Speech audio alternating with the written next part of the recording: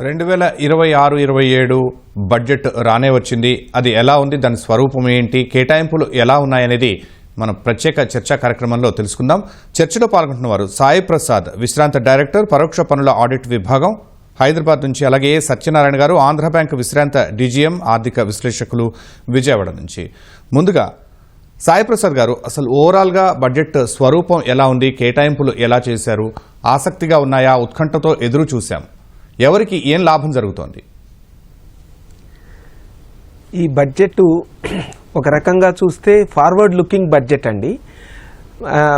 రాబోయే వికసిత భారత్ లక్ష్యాలను చేరుకోవడానికి, దేశంలో మనం ఆశించినటువంటి ప్రగతిని సాధించడానికి కావలసినటువంటి అవకాశాలను కల్పిస్తూ దానికి అవసరమైనటువంటి కేటాయింపులు చేస్తూ చేసినటువంటి బడ్జెట్గా కనపడుతూ ఉంటుంది. వాళ్ళు ఆర్థిక మంత్రి గారు చెప్పినట్టుగా ఇది యువశక్తి డ్రివెన్ బడ్జెట్. ఇది దీంట్లో వారు 3 కర్తవ్యాలను వారు చెప్పారు. మొదటి కర్తవ్యం ఈ ఏదైతే ఆర్థిక ప్రగతి ఉంటుందో ఆ ఆర్థిక ప్రగతిని పెంపొందించేట్టుగా చేసే మొదటి కర్తవ్యం అది. రెండవ కర్తవ్యము ప్రజల ఆకాంక్షలను తీర్చేటువంటి కర్తవ్యం ఇది. మూడవ కర్తవ్యం ఏంటనంటే సమ్మిళిత అభివృద్ధి అనంటే ఇంక్లూజివ్ గ్రోత్. ఇది మూడవ కర్తవ్యం. ఈ 3 కర్తవ్యాలని దృష్టిలో పెట్టుకుంటూ రూపొందించినటువంటి ఒక రోడ్ మ్యాప్ లాగా మనం భావించవచ్చు. అయితే మనకి మొన్న ప్రజెంట్ చేసినటువంటి ఎకనామిక్ సర్వేలో మన గ్రోత్ రేట్ ఏదైతే ఉన్నదో 7% ప్లస్ ఉంటుంది అనేటువంటి వాళ్ళు ఏదైతే అంచనా వేశారో దాన్ని సస్టైన్ చేస్తూ తీసుకెళ్లటానికి కావలసినటువంటి విధంగా ఈ బడ్జెట్ని రూపొందించినట్టు మనకు కనపడుతుంది. మనం ప్రపంచంలో ప్రతి ఆరుగురిలో ఒకరు భారతీయులుగా ఉంటారు అనంటే every 6th person is in Indian. అంత పెద్ద జనాభా ఉన్నటువంటి దేశం ఇది. అందుకని ఇంత పెద్ద జనాభా ఉన్నటువంటి దేశంలో యువశక్తి అధికంగా ఉన్నటువంటి దేశంలో మ్యానుఫ్యాక్చరింగ్ రంగానికి, ముఖ్యంగా ఉత్పత్తి రంగానికి ఊతమిచ్చేట్టుగా ఈ బడ్జెట్ని రూపొందించడం జరిగింది. అందులో ముఖ్యంగా ఈ ఏదైతే సంస్కరణల నేపథ్యం కొనసాగుతూ ఉన్నదో ఆ సంస్కరణల నేపథ్యాన్ని కొనసాగిస్తూ వ్యవసాయ రంగానికి కావలసినటువంటి ప్రాధాన్యతల్ని ఇస్తూ, అదేవిధంగా పన్నుల్లో ఏదైతే కొన్ని ఇబ్బందులు ఉన్నాయో ఆ ఇబ్బందుల్ని సరిచేసేటువంటి ప్రయత్నం చేస్తూ ఈ బడ్జెట్ని రూపొందించినట్టుగా కనపడుతుంది. అయితే వ్యక్తిగత ఇన్కమ్ ట్యాక్స్లో, వ్యక్తిగత ఆదాయ పన్నులో పెద్దగా మార్పు లేకపోవడం వల్ల కొంతమంది మధ్యతరగతి వాళ్ళు ఎవరైతే ఆశపడి ఉంటారో వాళ్ళు కొంత నిరుత్సాహానికి గురై ఉండవచ్చు. ఓవరాల్గా చూసుకున్నట్టయితే మనకి అన్ని వర్గాలని కూడా దీంట్ని సమ్మిళితంగా ఉంచేట్టుగా, అన్ని వర్గాల ఆస్పిరేషన్స్ని ఫుల్ఫిల్ చేసేట్టుగా ఈ బడ్జెట్ని రూపొందించినట్టుగా మనం భావించవచ్చండి. రైట్. సత్యనారాయణ గారు, యాజ్ ఎక్స్పెక్టెడ్ ఉందా బడ్జెట్? ఎలా మీరు విశ్లేషిస్తారు? ఓవరాల్గా కేటాయింపులు ఎలా ఉన్నాయి? ఎవరికి అధిక భాగం, రాష్ట్రాలకు ఏమైనా కేటాయింపులు పెరిగినట్టు మీకు అనిపిస్తోందా? పరోక్షంగా ఏమైనా కేటాయింపులు మన తెలుగు రాష్ట్రాలకు లభించే అవకాశం కూడా ఏమైనా కనిపిస్తోందా? మొట్టమొదటిగా నిర్మలా సీతారామన్ గారికి నమస్కారం అండి. కంటిన్యూగా 9 బడ్జెట్లు ఆమె ప్రవేశపెట్టడం జరిగింది. అది ముఖ్యంగా ఆదివారం, స్వాతంత్రం వచ్చిన తర్వాత మొట్టమొదటిసారిగా ఆదివారం బడ్జెట్ ప్రవేశపెట్టడం జరుగుతుంది. మొరార్జీ దేశాయ్ గారి తర్వాత ఎక్కువ సార్లుగా ప్రవేశపెట్టింది నిర్మలా సీతారామన్ గారే. నేను మొట్టమొదటిసారిగా చూడంగానే బడ్జెట్ వినంగానే అనిపించింది ఏంటంటే అది చాలా కాషియస్గా చేశారనిపించింది. అది కంటిన్యూటీ ఉన్నట్టుగా అనిపించింది. అంటే చాలా జాగ్రత్తగా చేశారు. అంటే ఎక్కువగా ఎక్స్పెక్ట్ చేశాం కాబట్టి అంత ఆశాజనకంగా ఉన్నట్టు అనిపించట్లేదని నాకైతే. అంటే సాయి ప్రసాద్ గారు చెప్పినట్టుగా అన్ని రంగాలకి ఏంటంటే కర్తవ్య పదలో మొట్టమొదటిసారిగా చేస్తున్నారు కాబట్టి ఆ 3 కర్తవ్యాలు సరిగ్గా నిర్వహిస్తూ అన్ని రంగాలకి అనుకున్నంతగా కేటాయించలేదేమో అనిపిస్తుందండి. ముఖ్యంగా ఏంటంటే కొంచెం పాజిటివ్గా చెప్పాలంటే మనం మూలధన వ్యయం, క్యాపిటల్ ఎక్స్పెండిచర్ అందరూ అనుకున్నట్టుగానే సుమారుగా 9% గ్రోత్, అంటే 12.1 lakh crores కేటాయించారండి. దానికి అది చాలా మంచి పరిణామం. ఇంతకుముందు 11 లక్షల కోట్ల నుంచి ఇప్పుడు 12 లక్షల కోట్లు అంటే అది చాలా మంచి పరిణామం. ఏదైనా మన ప్రపంచంలో మనం అత్యంత 4వ ఆర్థిక వ్యవస్థగా ఎదిగాము. మనం జర్మనీని తొందరలోనో దాటితే మనం 3వ ఆర్థిక వ్యవస్థలో చేరతాము. అటువంటి స్థితిలో మనం ఈ క్యాపిటల్ ఎక్స్పెండిచర్లు ఎక్కువగా కేటాయించడం అనేది అది మంచి శుభ పరిణామం అండి. అలాగే ఫిజికల్ డెఫిసిట్ కూడా యాక్చువల్గా 4.4 అనుకున్నారు, కానీ 4.3కి జీడిపిలో ఉండటం అనేది చాలా మంచి పరిణామం అనమాట. అది కూడా ఎకనామిక్ సర్వే మన 2 రోజుల క్రితం మన అనంత నాగేశ్వరన్ గారు మనకి చేసిన ప్రకారంగా ఆ లైన్లోనే ఆ డైరెక్షన్లోనే వచ్చిందండి. అలాగే ఆయన చెప్పినట్టుగా మనకి యువశక్తి అంటే అప్ స్కిల్లింగ్ ఆఫ్ యూత్కి బాగా చేయాలి కాబట్టి కొన్ని పెద్ద యూనివర్సిటీస్ పెట్టడం కానీ లేకపోతే స్కిల్ చేస్తాం కానీ అవన్నీ చేశారండి. ముఖ్యంగా మన భారతదేశం ఏంటంటే వ్యవసాయక దేశం. వ్యవసాయంకి ఎక్కువగా మన ప్రోత్సాహాలు ఇవ్వాలి. కొన్ని అక్కడక్కడ ప్రోత్సాహాలు ఇచ్చారు. ముఖ్యంగా ఏంటంటే హార్టికల్చర్ సంబంధించింది బాగా ప్రోత్సాహాలు కనపడుతున్నాయి. అలాగే మీ క్యాష్యూ నట్ కానీ కోకోనట్లు అవన్నీ బాగా ప్రోత్సాహాలు కనపడుతున్నాయి. అలాగే మన యానిమల్ హస్బెండరీ రంగంలో కూడా మనకి మంచి ప్రోత్సాహాలు కనపడుతున్నాయండి. దానికి క్యాపిటల్ ఇన్సెంటివ్స్, క్యాపిటల్ సబ్సిడీస్ ఇచ్చి లోన్స్ ఎంకరేజ్ చేయటం కానీ ఇంకా ఇతరగా దానికి ఉత్తేజపరిచేదిగా చేయటం. ప్రైవేటైజేషన్ కూడా ఫస్ట్ టైం మనం చూస్తున్నాం యానిమల్ హస్బెండరీ ఇండస్ట్రీలో. అది కూడా ఈ బడ్జెట్లో ప్రవేశపెట్టడం జరిగింది. అలాగే వివిధ రంగాల్లో కూడా ఇప్పుడు మనకి అన్నిటికన్నా ఎక్కువగా ఆశ పెట్టుకున్న డిఫెన్స్ రంగంలో ఎక్కువ దానికి కూడా 5.95 lakhs crores చేసినట్టుగా అనిపిస్తుందండి. దానికి సెమీ కండక్టర్ ఏదైతే మనకు ముఖ్యంగా సెమీ కండక్టర్ రంగంలో మనం 40,000 కోట్లు దానికి కేటాయించడం అనేది చాలా మంచి శుభపరిణామము. అలాగే ముఖ్యంగా మనకి అగ్రికల్చరు, తర్వాత ఎంఎస్ఎంఈ మన బ్యాక్ బోన్ అండి. ఆల్మోస్ట్ మన 50% ఎక్స్పోర్ట్స్ దానిలో ఉంది. జీడిపిలో కూడా సుమారు 40% జీడిపి ఉంది. అటువంటిది ఎంఎస్సి అంటే సూక్ష్మ మధ్యతరగతి మధ్య రంగాలకు కూడా ఎంఎస్సి సెక్టర్ కూడా 10,000 crores ఫండింగ్ ఈక్విటీ ఫండ్ కోసం అని చెప్పి కేటాయించడం జరిగింది. అది కూడా మంచి పరిణామం. అలాగే అప్స్కిల్లింగ్ కూడా వాళ్ళకి చాలా నైపుణ్య కేంద్రాలు కూడా చేయటం అయిపోతుంది. అలాగే క్లస్టర్స్ కూడా 200 క్లస్టర్స్కి దాన్ని ఐడెంటిఫై చేస్తున్నారు. దానికి కూడా అప్స్కిల్లింగ్ చేద్దామని చెప్పి ఉద్దేశంతో ఆ బడ్జెట్లో పెట్టడం అది కూడా మంచి శుభపరిణామం అండి. అలాగే సంబంధించిన వేరియస్ ఇప్పుడు మనం కస్టమ్స్ గురించి కూడా మనకున్నాం. ఏంటి యాక్చువల్లీ మీరు చూసుంటారు ట్రంప్ టారిఫ్స్ ఏంటంటే రోజుకు ఒక రకంగా టారిఫ్స్ ఉంటున్నాయి. ఒకసారి రష్యా నుంచి మన క్రూడ్ మనం దిగుమతి చేసుకుంటున్నాం అని చెప్పి మన మీద పగతో 150% మనకి పెట్టడం జరిగింది. తర్వాత 50 అన్నారు, 25 అన్నారు. చివరికి దాని నెగోషియేషన్స్ అవ్వలేదు.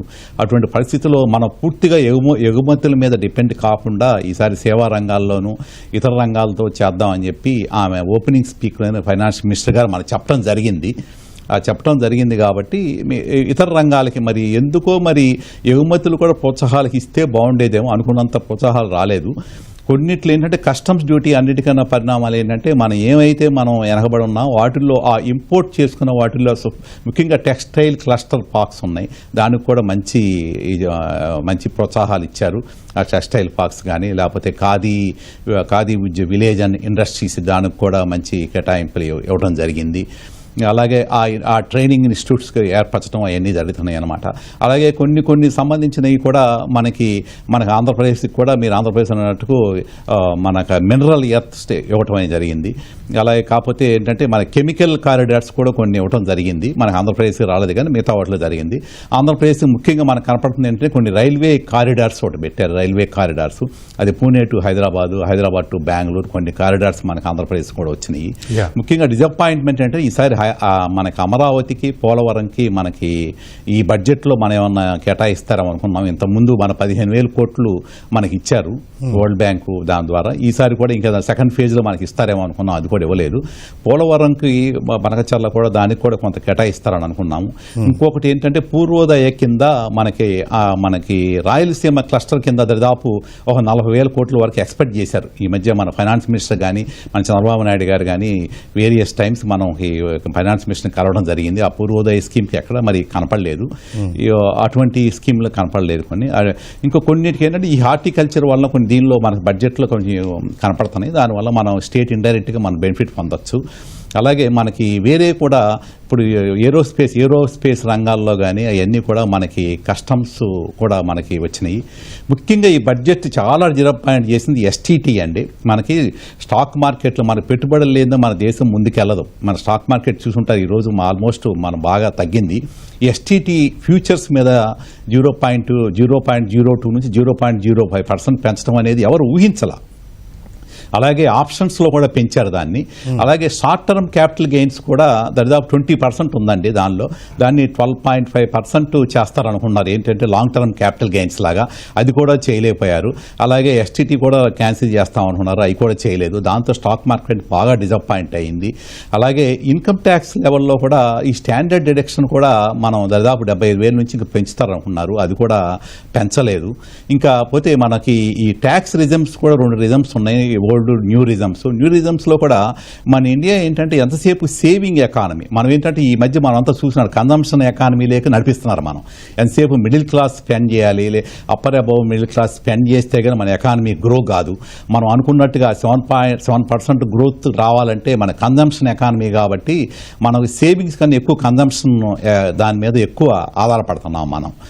అది ఎందుకో మరి దానిలో సేవింగ్స్ కూడా నవ్వు చాలా ముఖ్యమైన ఇది.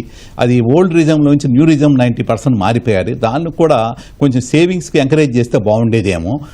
మరి అది ఈ బడ్జెట్లో చేస్తారనుకున్నాం, అది కూడా చేయలేదు. అలాగే ముఖ్యంగా మనం ఇంకోటి రోటీ కపడా और మకాన్ లాగా హౌసింగ్ సెక్టర్ కూడా చాలా ఇంపార్టెంట్. దానికి ఆ సెక్టర్ గురించి పెద్దగా ఎక్కువ మాట్లాడలేదు, ఎందుకంటే దానికి ఎఫర్డబుల్ హౌసింగ్ కూడా మనకి ఆ క్యాపిటల్ సబ్సిడీస్ మనం ఇచ్చేస్తే ఇంకా ఎక్కువ మనకి బాగా ఇల్లు లేని వాళ్ళకి ఎక్కువ ఇల్లు కట్టుకోవడానికి ఎక్కువ అవకాశం బాగుండేదేమో. అలాగే ఈ సబ్సిడీస్ కూడా పెంచుకునే పని. అలాగే మన విద్యా రుణాలు కూడా, ఎడ్యుకేషనల్ లోన్స్ వాటిల్లో కూడా ఆ సెక్టర్ కూడా ఎక్కువ గురించి మాట్లాడలేదు. యూత్ గురించి యూనివర్సిటీస్ అవన్నీ బాగా ఎంకరేజ్ చేస్తామని చెప్పినా దాని గురించి సరిగా నాకు అడ్రస్ చేసినట్టుగా అనిపించలేదు. ఇదేంటంటే నాకు ఓవరాల్గా పూర్తిగా పాజిటివ్గా లేదు, పూర్తిగా నెగిటివ్ లేదు. ఇది కంటిన్యూషన్ ఆఫ్ బడ్జెట్ అనిపిస్తుంది. ఇంకా చేయవలసినవి చాలా ఉన్నాయి. కొన్ని ఏంటంటే ఎలక్ట్రికల్ ఎనర్జీ దానిలో కూడా రిఫార్మ్స్లో కూడా న్యూక్లియర్ మనం ఎంతసేపు ఏంటంటే ఆల్టర్నేటివ్ ఎనర్జీ మీద మనం డిపెండ్ అవ్వాలి. ఎంతసేపు మనకి హైడల్, మనకి ధర్మలో హైడల్ కన్నా రెన్యూవబుల్ ఎనర్జీ ప్లస్ న్యూక్లియర్ చాలా చీప్ అవుతుంది. న్యూక్లియర్ ఏదైతే మనం ఇంపోర్ట్ చేసుకుంటున్నామో ఆ సంబంధించిన ఎక్విప్మెంట్ మీద కూడా మనకి ఈ కస్టమ్స్ డ్యూటీలు అవన్నీ తీశారు. అలాగే రెన్యూవబుల్ ఎనర్జీకి సంబంధించిన సోలార్ కానీ వాటికి సంబంధించిన కూడా మనం ఇంపోర్ట్ చేసుకునే కూడా తిరిగి చేయాలంటే అవి కూడా చేశారు. అలాగే ఫిష్ ఏదైనా మన మెరైన్ ప్రోడక్ట్స్లో ఏదైతే మన ఎక్స్పోర్ట్ దాని ప్రాసెసింగ్ సంబంధించిన ఏమైనా ఉన్నాయో అవి కూడా కస్టమ్స్ నుంచి మనకి అవన్నీ మినాయిస్తే మనం ఎక్స్పోర్ట్ చేయడానికి ఉపయోగపడుతుందని చేశారు. అలాగే టెక్స్టైల్స్ సంబంధించిన కూడా చేశారన్నమాట. అలాగే కస్టమ్స్ డ్యూటీలో కూడా కొన్ని ఏంటంటే మనకి ఏదైతే మనకు ఉపయోగపడుతుందో, మన ఎక్స్పోర్ట్స్కి ఏదైతే ఉపయోగపడుతుందో దానికి మన ఎగ్జంప్షన్స్ కూడా చేయగలిగారు. చాలా మనం ఎక్కువ ఊహించామండి. ఆ ఊహించిన దాని మీద కొంచెం డిసప్పాయింట్మెంట్, నాకైతే కొద్దిగా అంత ఆశాజనం కూడా కొంచెం డిసప్పాయింట్మెంట్గా, ఎక్కువ ఆశ కన్నా ఎక్కువ డిసప్పాయింట్మెంట్గా అనిపిస్తుంది అన్ని రంగాల్లో. ఇక ముందు మొత్తం బడ్జెట్ చదివిన తర్వాత చూడాలి. ఈ రోజు ఉన్న ఒపీనియన్స్ కూడా ఏంటంటే ఎప్పుడైతే ఎస్టీటీలో ట్యాక్స్లు ఫ్యూచర్స్ లేకపోతే ఇన్కమ్ ట్యాక్స్ లాలో చేయాలో అప్పుడు కొంచెం డిసప్పాయింట్ అయినట్టుగా అనిపిస్తుందండి. చూద్దామండి ముందు మొత్తం డ్రాఫ్ట్ కాపీ వచ్చిన తర్వాత ఒక్కొక్క స్కీమ్ మీరు అనలైజ్ చేస్తూ ఉండండి. మనతో జీవీఆర్ శాస్త్రి గారు జాయిన్ అయ్యారు, సీనియర్ ఆర్థికవేత్త. Sir welcome sir. సార్ ఈ బడ్జెట్ స్వరూపం తీసుకున్నప్పుడు మనం ఎలా ఉంది, ఎకానమీ ఆర్థిక స్థిరత్వం దిశగా వెళ్లేటట్టుగా బడ్జెట్ ఉందా? హిస్టారికల్ అని చెప్పి ప్రధానమంత్రి కితాబ్ ఇచ్చారు. మరి మీరు చూసినప్పుడు దీన్ని ఎలా విశ్లేషిస్తారు? అంటే బడ్జెట్ అంటే మన యొక్క పొద్దు, దేశం యొక్క పొద్దును ప్రవేశపెట్టడం. పార్లమెంటరీ వ్యవస్థ కాబట్టి మనం పొద్దు ప్రవేశపెడతాం. కానీ సర్కమాస్టాన్సెస్ కరెక్ట్ కాదు.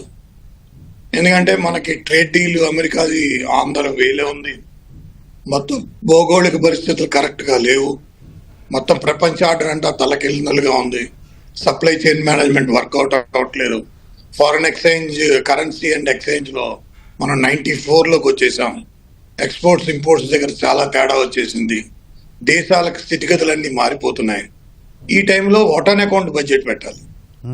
బడ్జెట్ పెట్టకూడదు, అసలు బడ్జెటే పెట్టకూడదు.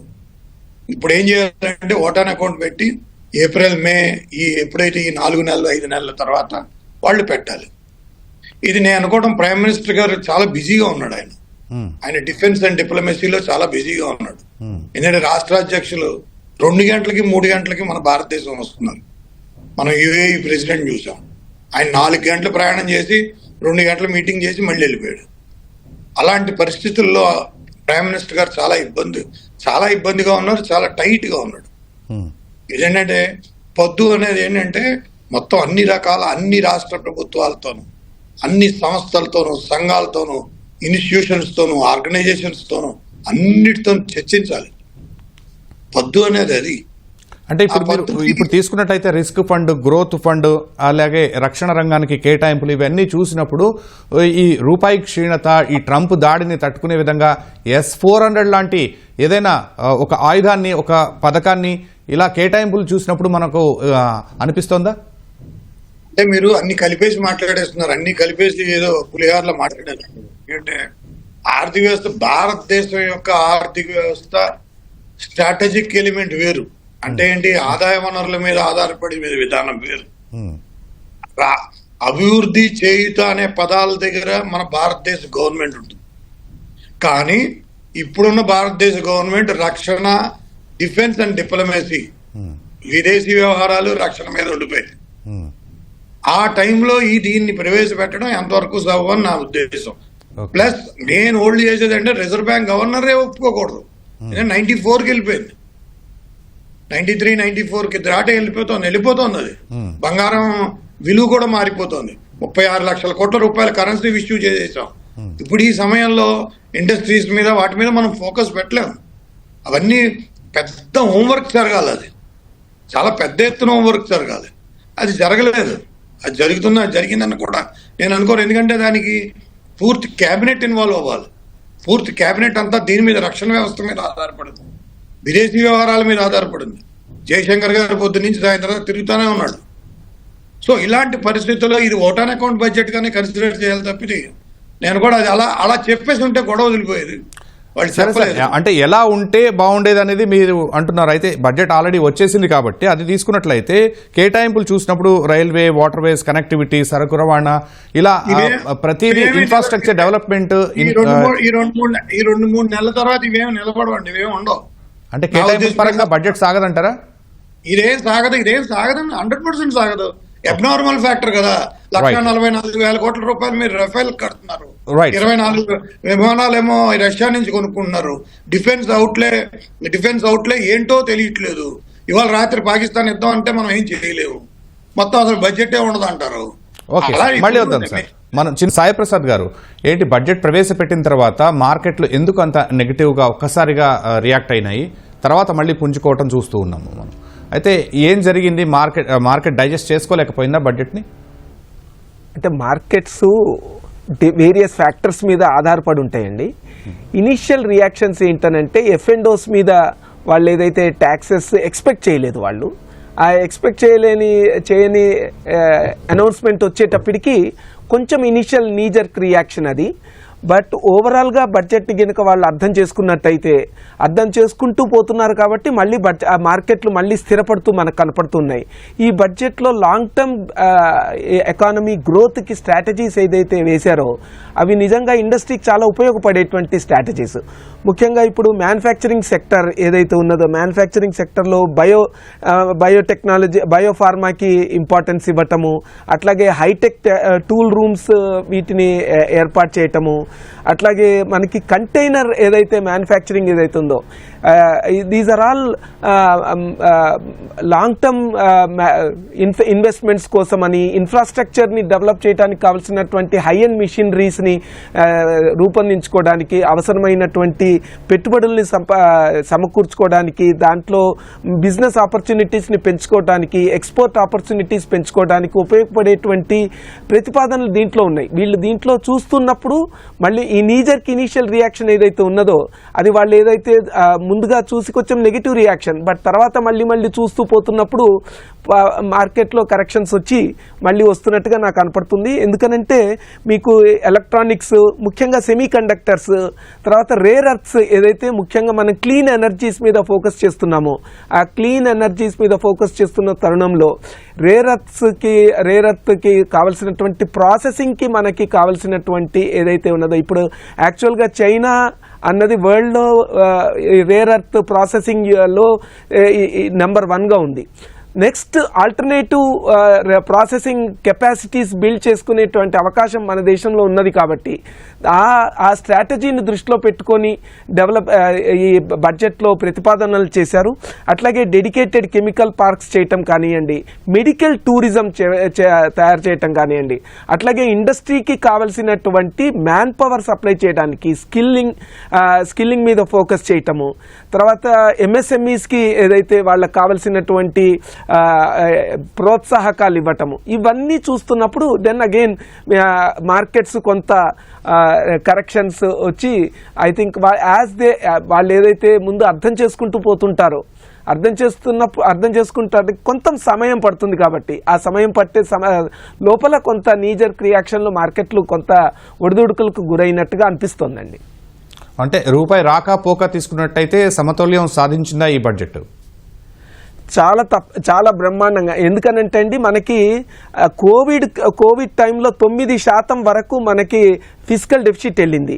అట్లాంటిది ఇప్పుడు ఫైనాన్షియల్ డిసిప్లిన్కి దీంట్లో చాలా ప్రాధాన్యతనిచ్చి మీకు 2 సంవత్సరాల పూర్వం ఫిజికల్ డెఫిసిట్ 6.2% ఉండేదండి. అట్లాంటి 6.2% ఫిజికల్ డెఫిసిట్ నుంచి ఇవాళ మనము కేవలం 4.3% ఫిజికల్ డెఫిసిట్కి వచ్చేసాం. అట్లాగే ప్రైమరీ డెఫిసిట్ అన్నది దీంట్లో బాగా తగ్గించేసాం. సో ప్రైమరీ డెఫిసిట్ కూడా బాగా తగ్గిందండి. అట్లాగే రెవెన్యూ రిసీట్స్, రెవెన్యూ ఎక్స్పెండిచర్ని కూడా మనం చూసుకున్నట్టయితే మోర్ ఆర్ లెస్ చాలా రియలిస్టిక్ బడ్జెట్ లాగా మనకు కనపడుతుందండి. 53,47,315 రూపీస్ మనకి క్రోర్స్ ఆఫ్ రూపీస్ మనకి దీంట్లో రెవెన్యూ రిసీట్స్గా వస్తున్నట్టుగా మనకు కనపడుతుంది. దాంట్లో tax revenues, non tax revenues ఏదైతే చాలా రియలిస్టిక్గా వాళ్ళు చూసుకొని ఎక్స్పెండిచర్ని కూడా ఎలొకేషన్స్ని చాలా ఏ సెక్టార్స్కి అవసరమో ఆ సెక్టార్స్కి ఎలొకేషన్స్ చేసుకుంటూ వెళ్తూ సెంట్రల్ సెక్టార్ స్కీమ్స్కి అయితే రాష్ట్రాలకి వీళ్ళు ఎక్స్పెక్ట్ చేసినటువంటి ఫైనాన్స్ కమిషన్ వీళ్ళు చాలా ఎక్స్పెక్ట్ చేశారు. 16th ఫైనాన్స్ కమిషన్లో ఎక్కువ కేటాయింపులు జరుగుతాయని అనుకొని, but 16th finance commission overall perspective తీసుకొని వాళ్ళు ఆ 16వ ఆర్థిక సంఘం వాళ్ళు ఏవైతే సిఫార్సులు చేశారో అది వచ్చే 5 సంవత్సరాలకి వర్తిస్తాయి. కాబట్టి దాంట్లో కొంత నిరాశ ఉండవచ్చు దాన్ని. అయితే ఓవరాల్గా మనం చూసుకున్నట్టయితే సమతుల్యం పాటించినట్టుగానే మనం భావించాల్సి వస్తుందండి. అంటే మన తెలుగు రాష్ట్రాల పరిస్థితి తీసుకుంటే తెలంగాణకి ఎలాంటి లబ్ధి చేకూరుతోంది, ఆంధ్రప్రదేశ్కి ఎలాంటి లబ్ధి చేకూరుతోంది? కొత్త రాజధాని ఏర్పాటు కానీ, పోలవరం కానీ ప్రత్యక్షంగా మనకు కొంచెం తక్కువగా కేటాయింపులు కనిపిస్తున్నా పరోక్షంగా ఏమైనా లాభం చేకూరుతోందా? తెలంగాణకి సంబంధించినంత వరకు ఈ ఏదైతే గ్రోత్లో ఉండేటువంటి, ఎందుకనంటే ఈ మనకి 16th ఫైనాన్స్ కమిషన్ రిపోర్ట్ ప్రకారం అయితే వర్టికల్ డిస్ట్రిబ్యూషన్ ఏదైతే ఉందో ఆ వర్టికల్ డిస్ట్రిబ్యూషన్ ఫార్ములాలో మార్పు లేదు. హారిజాంటల్ డిస్ట్రిబ్యూషన్లో కూడా మార్పు ఉండేటువంటి అవకాశం లేదు. అయితే మనకి ఇంకా 16వ ఆర్థిక సంఘం నివేదిక పూర్తిగా మనకి అందుబాటులోకి రాదు కాబట్టి హారిజాంటల్ డిస్ట్రిబ్యూషన్లో మార్పు ఉండదు అని కనుక మనం భావించినట్టయితే తెలంగాణకి ఏదైతే ప్రగతి రెవెన్యూ దాంట్లో ఉండేటువంటి ప్రగతి ద్వారా మనకు వచ్చేటువంటి అధిక కేటాయింపులు తప్పించి ఎక్స్ట్రా పెద్దగా కేటాయింపులు ఉండే అవకాశం లేదు. ఆంధ్రాకి గతంలో ఉన్నట్టుగానే గత సంవత్సరంలో ఏదైతే ట్రెండ్ ఉందో అదే ట్రెండ్ కొనసాగుతుందని మనం భావించవచ్చండి. రైట్ అండి. సత్యనారాయణ గారు, ప్రధానమంత్రి ఇందాక మాట్లాడుతూ చాలా చరిత్రాత్మకమైన బడ్జెట్ నిర్మలా సీతారామన్ గారు తీసుకొచ్చారని చెప్పి కితాబ్ ఇచ్చారు. అలాగే అగ్రికల్చర్, డైరీ, ఈ ఫిషరీస్ అభివృద్ధికి తీసుకున్న చర్యలు మీకు ఇందులో ఏం కనబడుతున్నాయి? ప్రధానమంత్రి అయితే మెచ్చుకున్నారు. ఇంతకుముందు చెప్పినట్టుగానే అగ్రికల్చర్కి ఇప్పుడు మనకి హార్టికల్చర్ అండి, హార్టికల్చర్ దానికి ఎక్కువ ఇంపార్టెన్స్ ఇచ్చారు. అందువల్ల అది మనకు స్టేట్ కొంత మన అనంతపూర్, రాయలసీమ లాంటి దానికి మనకి బాగా ఉపయోగపడుతుంది, మన ఎస్పెషల్లీ ఆంధ్రప్రదేశ్కి. అలాగే ఫిషరీస్ మీరు చూసుంటారు, దాదాపు ఒక రిజర్వాయర్స్ 200 రిజర్వాయర్స్లో దాని కనెక్టివిటీ పెట్టుకుని దానికి ఫిష్ క్యాచింగ్ దగ్గర నుంచి దాని మార్కెటింగ్ దగ్గర నుంచి మొత్తం టైఅప్ పెట్టుకుని గవర్నమెంట్కి దానికి సహకరించేటట్టుగా పెట్టారండి. ఆ ఫిష్కి సంబంధించిన మెరైన్ ఎక్స్పోర్ట్స్ దానిలో కూడా ఇంతకుముందు చెప్పినట్టుగా మనకి ఏదైతే ఉన్నాయో ఆ ప్రాసెసింగ్, ఆ కస్టమ్స్ డ్యూటీ కూడా మినాయించి ఆ ఎక్స్పోర్ట్కి అనుకూలంగా కూడా ఆ ఫిషరీస్ టెక్నాలజీ అన్నీ చేశారండి. అలాగే డైరీ టెక్నాలజీ కూడా వాళ్ళకి సంబంధించిన డైరీ సంబంధించిన దానికి కూడా ఎంకరేజ్ చేయటం అనేది ముఖ్యంగా జరిగిందండి. ముఖ్యంగా మీరు చూసుంటారు, మంది అగ్రేరియన్ ఎకానమీ 66% జనాభా మనం అగ్రికల్చర్ మీద ఆధారపడి ఉంటున్నాం. ముఖ్యంగా మనకి రైతులకు కావాల్సింది ఏంటంటే గిట్టుబాటు ధరలండి. గిట్టుబాటు ధరల్లో ఏ పంటకైనా పంట దాదాపు 360 రోజులు కష్టపడి ఈ వర్షాలకి, వరదలకి, తుఫాన్లకి తట్టుకుని చివరికి పంట చేతికి వచ్చే టైంలో కూడా తట్టుకుని అమ్మే టైంలో దాన్ని కొంత నష్టపోయి దాని గోడౌన్ ఫెసిలిటీస్ సరిగా లేక దానికి గిట్టుబాటు లేక ఇబ్బంది పడుతుంది. ఈ ఆంధ్రప్రదేశ్ ప్రభుత్వం మాత్రం ఈసారి రైతు భరోసా కేంద్రం ద్వారా ఇమీడియట్గా వాళ్ళు ఇక్కడ మనకి ఎక్కువగా ప్రధానంగా ఈ జిల్లాల్లో ఈ డెల్టా ఏరియాలో అంటే వరి ప్రధానమైన పంట కాబట్టి దాన్ని ఇమీడియట్గా దాన్ని రైతు భరోసా కేంద్రం ద్వారా ప్రొక్యూర్ చేసుకుని గంటల్లో దాన్ని అకౌంట్లో వేయటం కూడా జరిగిందండి డబ్బులు. అలా ఇతరితర కూడా దాన్ని గోడౌన్స్ మరి ఎందుకు కట్టలేదు, గోడౌన్స్కి బాగా ఎక్కువ ప్రిఫరెన్స్ ఇవ్వాలి. ఇంతకుముందు నబార్డ్ ద్వారా గోడౌన్స్ సబ్సిడీస్ అవన్నీ బాగా ఉండేవి, అది సడన్గా సబ్సిడీస్ అవి తీశారు. మనకి రైతు ఇప్పుడు టమాటో రైతు ఉంది, టమాటో ఒక్కోసారి సీజన్లో 40 రూపాయలు 50 రూపాయలు కేజీ అయ్యేది, చివరికి ఎక్కువగా డిమాండ్ అండ్ సప్లైలో ఎప్పుడైనా తేడా వచ్చినప్పుడు దాన్ని ఊరికే రోడ్ల మీద పారబోయటం కూడా జరుగుతుంది. దానికి స్టోరేజ్ వాల్యూ యాడెడ్ ప్రోడక్ట్ కానీ మనం చేయగలిగితే దాని స్టోరేజ్ ఫెసిలిటీస్ పెట్టేస్తే దాని కచెప్స్ కానీ అటువంటివి కానీ దాన్ని తయారు చేయటం నేర్పిస్తే దాన్ని చాలా ఎక్కువ వస్తాయి. అగ్రికల్చర్ కన్నా వాల్యూ యాడెడ్ మనం తయారు చేయాలండి. అలాగే ఇప్పుడు షింప్స్ కానీ మీరు రెడీ టు ఈట్ అని ఉంటాయి, ఇండోనేషియా కానీ తైవాన్ కానీ వియత్నాం కానీ వాళ్ళు విపరీతంగా మన దగ్గర నుంచి సముద్రం ఉత్పత్తులు వాళ్ళు దిగుమతి చేసుకుని వాళ్ళు వాల్యూ యాడెడ్ చేసి మన 10 రూపాయలు వాళ్ళు 100 రూపాయలు సంపాదిస్తున్నారు. అటువంటిది మన అగ్రికల్చర్ ఈ డైరీలో కానీ యానిమల్ హస్బెండరీలో కానీ మనం ఏదైనా మిల్క్ సంబంధించిన కూడా వాల్యూ యాడెడ్ ప్రోడక్ట్స్ గవర్నమెంట్ బాగా సపోర్ట్ చేయాలి. సపోర్ట్ చేస్తే డెఫినెట్గా మనకి ఆ ముందు రంగాలు కూడా ఉందండి. ఇంతకుముందు మీరు అడిగినట్టుగా ఈ ఫైనాన్స్ కమిషన్ ఏంటంటే 16th ఫైనాన్స్ కమిషన్ మీరు ఇంతకుముందు క్వశ్చన్ అడిగారు. 1,40,1.41 lakh crores మనకి స్టేట్స్కి ఇచ్చారు. అది దాదాపు ఏంటంటే 41% అలాట్ చేస్తున్నారు. ఈ పొరపాటును ఏదైనా తగ్గిస్తే స్టేట్స్ బాగా ఇబ్బంది పడతాయి.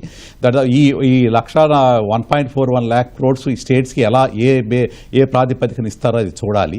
ఎందుకంటే దాన్ని జనాభా ప్రాతిపదిక అయితే ఇంతకుముందు చూసాం, మనం ఎక్కువ నష్టపోయాము. దాని గురించి స్టేట్ గవర్నమెంట్స్ కూడా రిప్రజెంటేషన్ జరిగింది. జనాభాలో అయితే మనం పక్కన ఫ్యామిలీ ప్లానింగ్ కంట్రోల్ చేసుకుని జనాభా ఎక్కువ ఉన్న చోట వాళ్ళకి ఎలోకేట్ చేస్తే నష్టపోతున్నాం అని చెప్పి ఎస్పెషల్లీ సదరన్ స్టేట్స్ ఎక్కువ డిమాండ్ చేయడం కూడా జరిగింది. మనకి ఏంటంటే డెమోగ్రాఫిక్ డివిడెండ్స్ ఏంటంటే మనకిప్పుడు జనాభా మనకు బలమే మనకి జనాభా కాబట్టి ఆ జనాభాలో కూడా మన యువశక్తి మన బలం.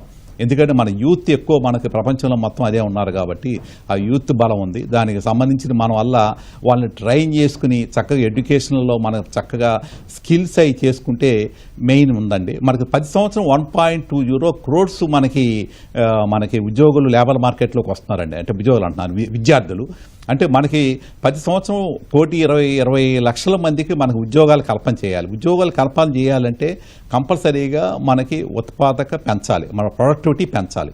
ప్రొడక్టివిటీ పెంచాలంటే మనం నాణ్యతలో మన ప్రపంచంతో మనం పోటీ పడాలండి.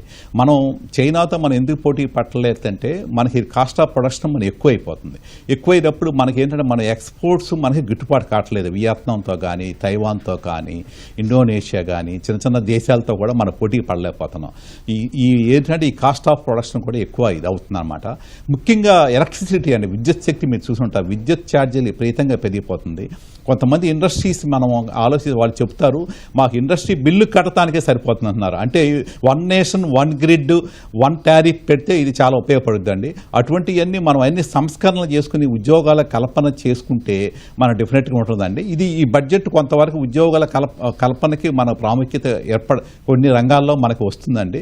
ఇక ముందు ఎలా ఉంటుందో చూద్దామండి. రైట్. శాస్త్రి గారు, మీరేమంటారు? ఈ తయారీ రంగానికి ఎలాంటి ఊతం ఇచ్చారు? ప్రజల కొనుగోలు శక్తి పెంపుకు ఎలాంటి చర్యలు తీసుకున్నారు? సేవింగ్స్ పెంచడానికి కానీ కొనుగోలు శక్తి పెరగడానికి కానీ తీసుకున్న చర్యలు మీకు బడ్జెట్లో ఏం కనబడుతున్నాయి? అంటే కొనుగోలు శక్తి పెంచడం అనేది చాలా చాలా చాలా ఇంపార్టెంట్. ఎందుకంటే ఏ రకంగా అయితే డ్రాప్ అయిందో మీరు ఎకనామిక్ సర్వే రిపోర్ట్ చూస్తే 1.7 ట్రిలియన్ డ్రాప్ అయిందని చెప్పారు. అంటే ఏంటి, దానికి దీనికి తేడా అది స్పష్టంగా కనబడుతోంది. అందుకే మీరు ఇన్కమ్ ట్యాక్స్ ముట్టుకోలేదు. సో వాళ్ళకి అర్థమవుతోంది ఏంటంటే ఇప్పుడు మీరు ఈఎంఐస్ అయినా బ్యాంకింగ్ సెక్టర్ ఆవిడ ఐపవర్ కమిటీ అపాయింట్ చేసింది. ఐపవర్ కమిటీ ఎందుకు అపాయింట్ చేసింది? వాళ్ళకి అర్థం తెలుసు బ్యాంకింగ్ సెక్టర్ అంతా చాలా కరెక్ట్ గా లేదు. So comprehensive review of the entire system is needed. ఇప్పుడు మనం ఏదో ఈ 365 సరిపడే బడ్జెట్ అనాలిసిస్ చేసామంటే వాళ్ళు పద్దు రాశారు. ఆ పద్దు రాసిన వల్ల నా పద్దే అందరికీ నేను as an economist I can't tell that it is going to apply everybody. No, it is not going to. పద్దు అనేది ఏంటండి, ఆదాయం రాబడి, వ్యయం ఖర్చు, అంతే. ఎందుకంటే మన భారతదేశం ఆదాయం మీద తక్కువ ఆధారపడుతుంది, రాబడి మీద ఎక్కువ ఆధారపడుతుంది. రాబడి అంటే ట్యాక్సుల మీద ఎక్కువగా పెట్టేసినప్పుడు దాని మీద పర్చేసింగ్ పవర్ అంటే purchasing power is closely connected, inter connected with the రాబడి. రాబడి అంటే మీ జీతాలు, వ్యవసాయదారుల యొక్క రాబడి అన్ని రాబడితో కలుస్తాయి. మీరు మ్యానుఫ్యాక్చరింగ్ సెక్టర్ని ఏ రకంగా ఇంటిగ్రేట్ చేయాలి, రాబడి మీద ఎలా ఇంటిగ్రేట్ చేయాలి. ఓ ట్యాక్స్ పేయర్ ఇప్పుడు ఒక శాలరీ పే చేసే 30%, 20%, 10% ట్యాక్స్ పే చేసే శాలరీ పే చేసిన తర్వాత ప్రతి వస్తువు మీద ట్యాక్స్ కడతాడు. మీరు క్యాన్సర్ డ్రగ్స్ మీద ఏమన్నారు, 15 డ్రగ్స్ మీద. అసలు డ్రగ్స్ మీద ట్యాక్స్ ఏంటంటే సిక్కు ఉండాలని, డ్రగ్స్ మీద ట్యాక్స్ ఏంటి? అది కరెక్ట్ కాదు కదా. మనం ఇప్పుడు structural creation of economic life లైన్లో organized economy, establishment of organized economy is must. మనం చేసిన తప్పు ఏంటంటే 1947లో క్యాపిటలిస్టిక్ ఎకానమీ, సోషలిస్టిక్ ఎకానమీ అని మిక్స్డ్ ఎకానమీ అని మధ్యలో పెట్టేశారు. ఆ మిక్స్డ్ ఎకానమీ పెట్టేటంతా ఏమైంది, అది మొత్తం ప్రజల మీదకి వెళ్ళిపోయింది. అది మొత్తం ప్రజల మీదకి వెళ్ళిపోయింది. అది ఏమైంది, సుబ్రహ్మణ్యం గారు అప్పుడు చెప్పాడు, సార్ మనం తప్పు చేస్తున్నాం, జవహర్లాల్ నెహ్రూకి మనం చాలా తప్పు చేస్తున్నాం, పెట్టుబడిదారీ ఆర్థిక వ్యవస్థగా అయిపోతుంది, భూస్వాముల మీద ఉన్న ట్యాక్స్ కదా ఇది, దాన్ని ప్రజల మీదకి ఎలా కన్వర్ట్ చేస్తాం. ఇన్కమ్ ట్యాక్స్ అంటారు, ఆదాయపు పన్ను. అసలు ఆదాయం ఎక్కడ ఏడిచింది? ఇన్కమ్ మీదేం ఇన్కమ్ కాదే, మీ salary is not as income, it is a revenue. It is a revenue for you, it is not a income. పేరు పెట్టడం ఇన్కమ్ ట్యాక్స్. ఓకే, మళ్ళీ వద్దాం సార్. సాయి ప్రసాద్ గారు, ఈ యువత తీసుకున్నప్పుడు వాళ్ళ చదువులు, వైద్యం, దేశం మొత్తం మీద తీసుకున్నప్పుడు ఎలా కేటాయింపులు ఎలా జరిగాయి అంటారు? సార్, యూత్ వెల్ఫేర్కి చాలా కేటాయింపులు జరిగాయండి. మనము ఓన్లీ యూత్ వెల్ఫేర్ లాగా చూడటం కాకుండా అన్ని రంగాల్లో కూడా యువతకి ప్రాధాన్యత ఇవ్వటం జరిగింది. ముఖ్యంగా స్కిల్ డెవలప్మెంట్కి అన్ని రంగాల్లో కూడా స్కిల్ డెవలప్మెంట్ కోసం యువతకి ఇప్పుడు ప్రస్తుతం కావాల్సినటువంటిది ఏంటనంటే యువతకి నైపుణ్యం కావాలి. నైపుణ్యం ఉంటే గనక వాళ్ళకు కావాల్సినటువంటి ఉపాధిని వాళ్ళు ఎంచుకోగలరు. వాళ్ళు ఈ పరిశ్రమలకు కావాల్సినటువంటి నైపుణ్యాన్ని కూడా ప్రొవైడ్ చేయగలరు. యువతకి నైపుణ్యం ఉంటే వాళ్ళు క్రియేటివ్ టెక్నాలజీస్ అన్నిటినీ చేయగలరు. అందుకని యువత స్కిల్లింగ్ కోసం, నైపుణ్యం పెంచడానికి కోసం దీంట్లో ప్రతి సెక్టర్లో కూడా కేటాయింపులు చేశారండి.